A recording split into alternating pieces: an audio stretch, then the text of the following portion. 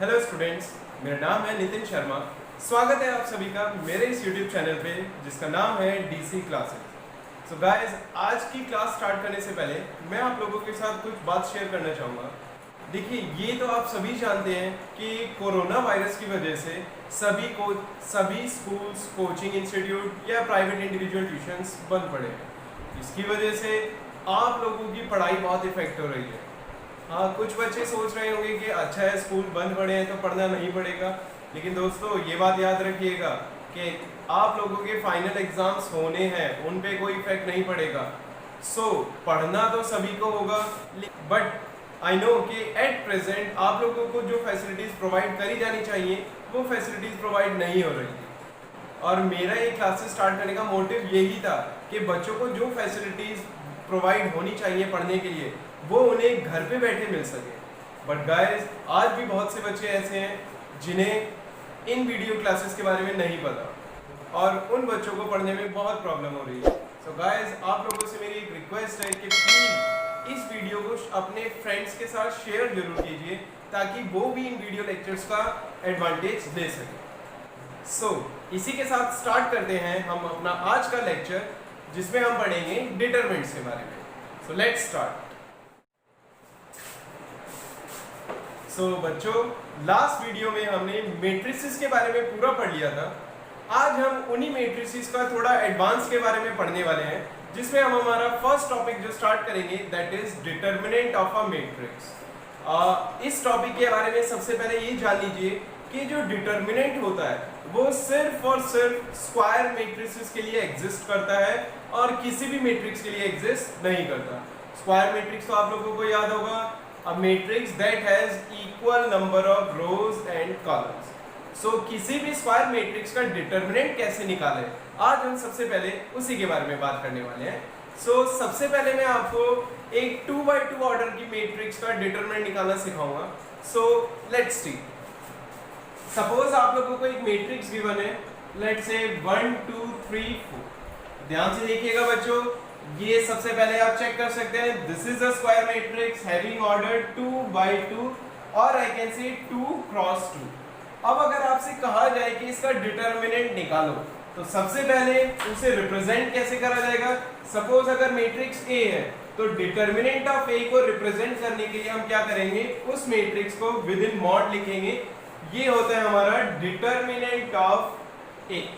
अब इसे निकालने का बहुत ही आसान तरीका होता है। सबसे पहले हम हमारा क्या करेंगे, ये जो मेन डायगोनल्स के एलिमेंट्स होते हैं इनकी आपस में मल्टीप्लाई करेंगे, that is 1 into 4, then minus, then इन दोनों एलिमेंट्स को मल्टीप्लाई करेंगे, that is 3 into 2। So let's see, 1 into 4 that is 4 minus 3 2 is 6 and 4 minus 6 is -2। So it's matrix का हमारा डिटरमिनेंट वैल्यू क्या हो गया, -2। Let's see one more example. Suppose you have given a matrix B is equals to let's say 2 1 3 6 और आपसे कहा जाए कि इसका डिटरमिनेंट निकालो, तो सबसे पहले रिप्रेजेंट कैसे करेंगे, B in between mod, that is determinant of B। और निकालने का तरीका क्या होगा, सबसे पहले 2 की मल्टीप्लाई करेंगे 6 से, that is 2 into 6, फिर minus, then this element into this element, that is 3 into 1। So this will be 2 6 are 12 minus 3 1 are 3 and 12 minus 3 is 9। So इस तरीके से हम किसी भी 2x2 ऑर्डर की स्क्वायर मैट्रिक्स का डिटरमिनेंट निकाल सकते हैं। अब हम देखेंगे कि किसी भी 3x3 ऑर्डर की मैट्रिक्स का डिटरमिनेंट कैसे निकाला जाए। ऑलराइट बच्चों, अब यहाँ पे आप देख सकते हैं हमें एक मैट्रिक्स गिवन है जिसका ऑर्डर है यहाँ पे 3x3 और आपसे कहा जाएगा कि इस मैट्रिक्स का डिटरमिनेंट निकालो। तो सबसे पहले मेरी एक बात याद रखिएगा कि किसी भी 3x3 ऑर्डर मैट्रिक्स का अगर आपको डिटरमिनेंट निकालना है तो या तो हम एक पर्टिकुलर रो का यूज करेंगे, कोई सी भी रो यूज कर सकते हैं, या फिर एक पर्टिकुलर कॉलम का यूज करेंगे। और आप किसी भी रो या किसी भी कॉलम का यूज करो, इस मैट्रिक्स की जो डिटरमिनेंट वैल्यू आएगी वो सेम आएगी। अब जरा निकाल के देखते हैं निकालेंगे किस तरह। इस मैट्रिक्स का डिटरमिनेंट निकालना है तो दैट विल बी, अब मान लीजिए कि मैं फर्स्ट रो का यूज करने वाला हूं। फर्स्ट रो का जो हमारा फर्स्ट एलिमेंट दैट इज 1 अब एक चीज हमेशा याद रखिएगा, जो भी एलिमेंट हम लिखेंगे उससे पहले -1 की पावर i प्लस जे हमेशा रहेगा। ये i क्या बता रहा है, वो एलिमेंट किस रो का है, और j क्या बता रहा है, वो एलिमेंट किस कॉलम का है। तो सबसे पहले मैंने फर्स्ट एलिमेंट लिखा 1, उससे पहले -1 की पावर i प्लस जे। अब उसके बाद देखिए मैं क्या करूंगा, ये एलिमेंट जिस कॉलम का है वो छुपा दीजिए, और ये एलिमेंट जिस रो का है वो भी छुपा दीजिए। तो अगर इस तरीके से छुपाएंगे तो आप देख सकते हैं हमारे ये एलिमेंट्स बच रहे हैं, उसे इसी तरीके से स्क्वायर ब्रैकेट में लिख दीजिए, दैट इज 1 1 एंड 1 3। सो इस तरीके से हमने लिखा। अभी मैंने सिर्फ फर्स्ट एलिमेंट लिखा है फर्स्ट रो का, अब मैं सेकंड एलिमेंट को लिखूंगा, बीच में हमेशा प्लस का साइन रहेगा। देन सेकंड 2, अच्छा 2 लिखने से पहले क्या याद रखना होगा आप लोगों को, -1 की पावर i प्लस जे। ये हर एलिमेंट को लिखने से पहले आपको ये लिखना ही होगा। अब उसके बाद अगेन वही सेम पैटर्न, ये 2 जिस कॉलम का है वो गायब कर दो, और जिस रो का है वो गायब कर दो, तो आपका क्या बचेगा 0 एंड 2, सिमिलरली 1 एंड 3। सो इस तरीके से हमने सेकंड एलिमेंट लिख दिया। Then next again plus, then third element लिखेंगे 1, 1 से पहले अगेन -1 की पावर i प्लस जे। अब 1 के साथ अगेन क्या रहेगा हमारा, अब देखते हैं, ये एलिमेंट जिस कॉलम का है वो गायब कर दिया जाए, एंड जिस रो का है वो भी गायब कर देंगे। सो हमारा क्या बचेगा 0 1 एंड 2 1। सो सबसे पहले हम इस तरीके से रिप्रेजेंट करेंगे डिटरमिनेंट निकालने के लिए। बस क्या याद रखना है, हर एलिमेंट को लिखने से पहले -1 की पावर i प्लस जे लिखेंगे। यहाँ पे i क्या रिप्रेजेंट करेगा हर किसी में, कि वो एलिमेंट किस रो का है, और j क्या रिप्रेजेंट करेगा कि वो एलिमेंट किस कॉलम का है। और उसके बाद ये मैट्रिक्स किस तरीके से फॉर्म करेंगे, उसके लिए जैसे इस एलिमेंट की बात कर रहे हैं 1 की, तो ये एलिमेंट जिस कॉलम का है उसे गायब कर दीजिए, और जिस रो का है उसे गायब कर दीजिए। उसके बाद जो हमारी 2x2 ऑर्डर की मैट्रिक्स बन रही है उसे एज इट इज लिख देंगे। अब इसके बाद वैल्यूज पुट करते हैं यहाँ पे। सो -1 की पावर, अब देखिए दोस्तों ये जो एलिमेंट है ये फर्स्ट रो का है और फर्स्ट कॉलम का है, तो यहाँ पे i की जगह भी 1 आएगा, प्लस j की जगह भी 1 आएगा। उसके बाद 1 लिखा था तो 1 एज इट इज मल्टीप्लाई कर देंगे। अब 2x2 ऑर्डर का डिटरमिनेंट निकालना मैं आपको ऑलरेडी सिखा चुका हूं, तो let's see, this into this, that is 3 into 1, that will be 3, minus this into this, that is 1। so इस तरीके से लिखा हमने। फिर प्लस है तो प्लस लगाएंगे, अगेन -1 की पावर। अब दोस्तों ये जो एलिमेंट है 2, ये फर्स्ट रो का है और सेकंड कॉलम का है, तो this can be written as 1 + 2, then multiply by 2 as it is लिखेंगे।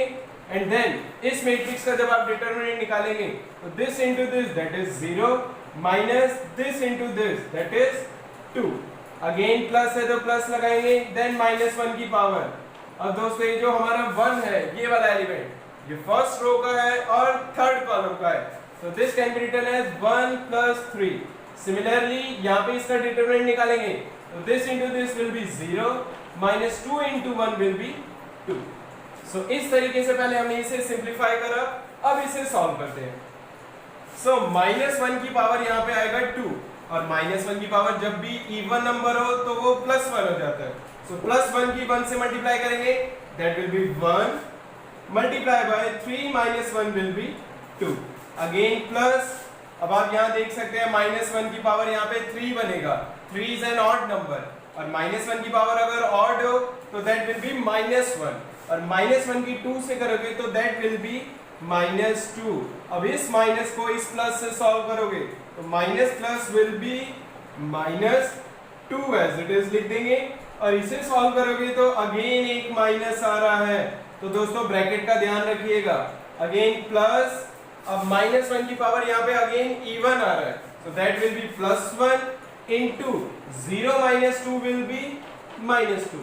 अच्छा दोस्तों ये चीज नोटिस कीजिए, जहां भी माइनस नंबर आ रहा है मैं ब्रैकेट जरूर लगा रहा हूँ, ब्रैकेट जरूर लगाइएगा, अदरवाइज साइन में गलती हो सकती है। अब इसे सॉल्व करके देखते हैं। so 2 1s are 2, again minus will be plus, and 2 2s are 4, then plus minus is minus, then 1 into 2 will be 2।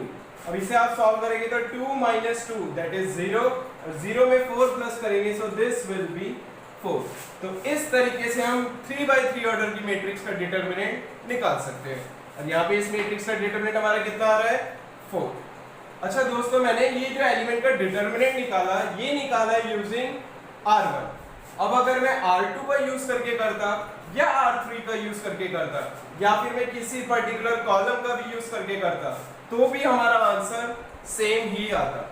अब लेट्स से मैं इसका थर्ड कॉलम का यूज करके एक बार निकाल के देखता हूं और चेक करके देखते हैं कि आंसर 4 आता है या नहीं।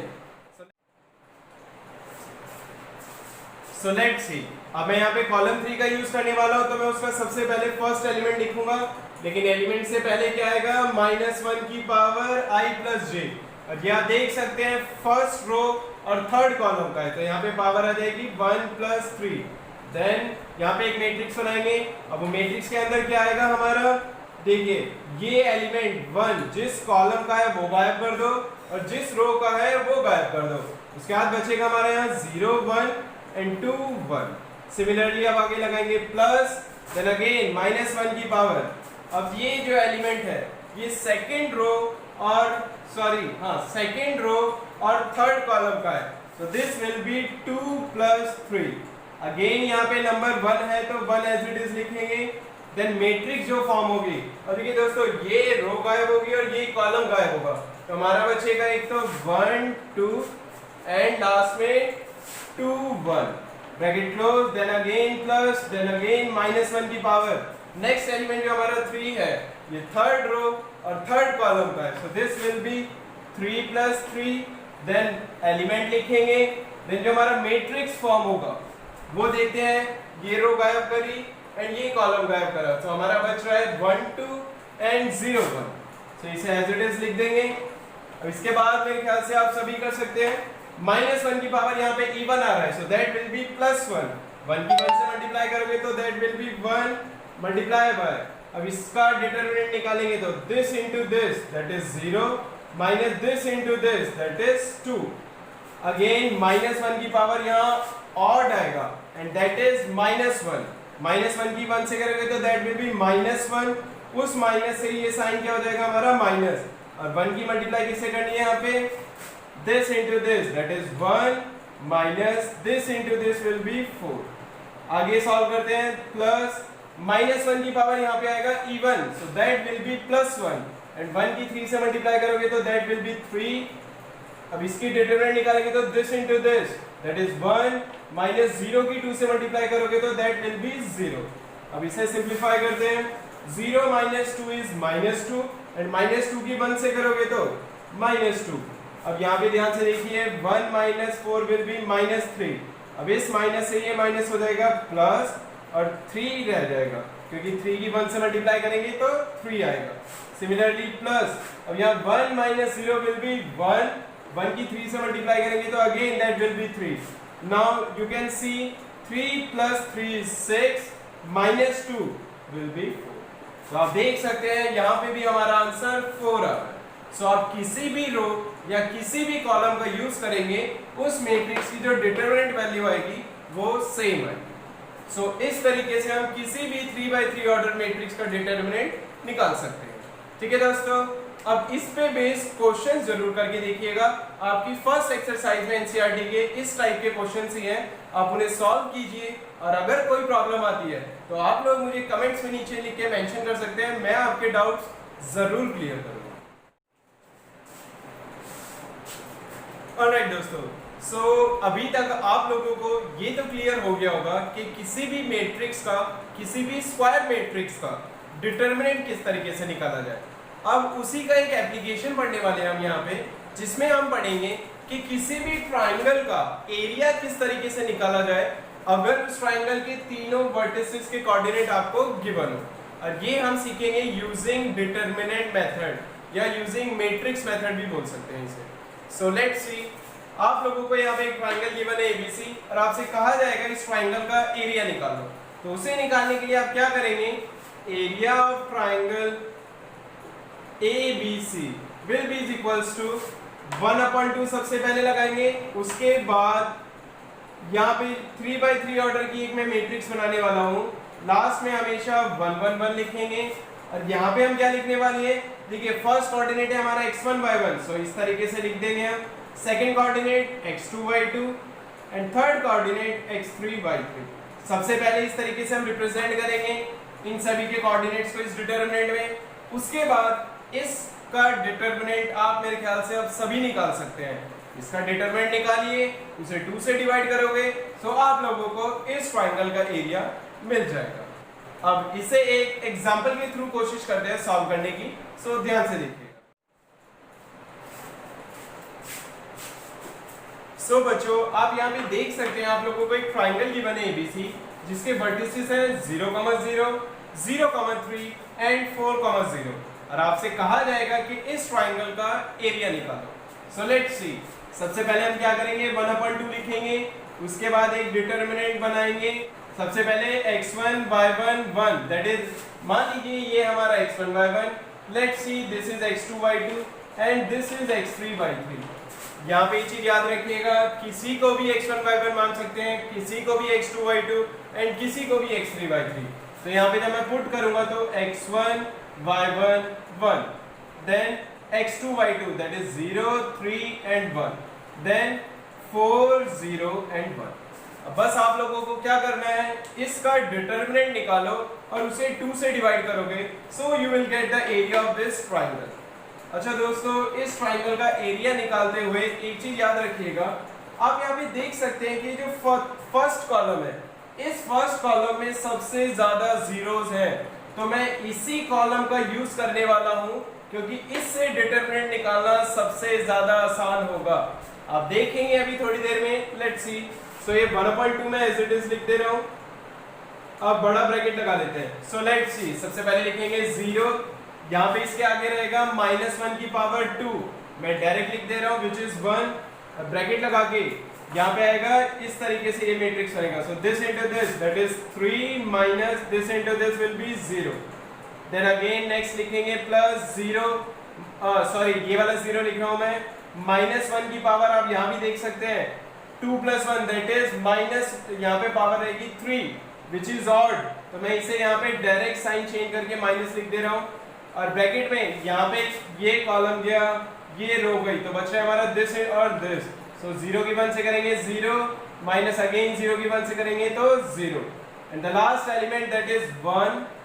यहाँ पे 1 से पहले जो -1 की पावर i + j रहेगा वो यहाँ पे 4 आएगा which is an even number, इसलिए मैं यहाँ माइनस नहीं लगा रहा हूँ, डायरेक्ट प्लस लिख रहा हूँ। और उसके साथ अब यहाँ पे ब्रैकेट में क्या लिखेंगे, ये कॉलम के ये रो गई, that is this into this 0 minus this into this 4 3 12। अब इसे सॉल्व करते हैं और देखते हैं हमारे इस ट्रायंगल का एरिया क्या आएगा। सो अच्छा, यहाँ पे बड़ा ब्रैकेट लगा देते हैं क्योंकि बाहर 1/2 है।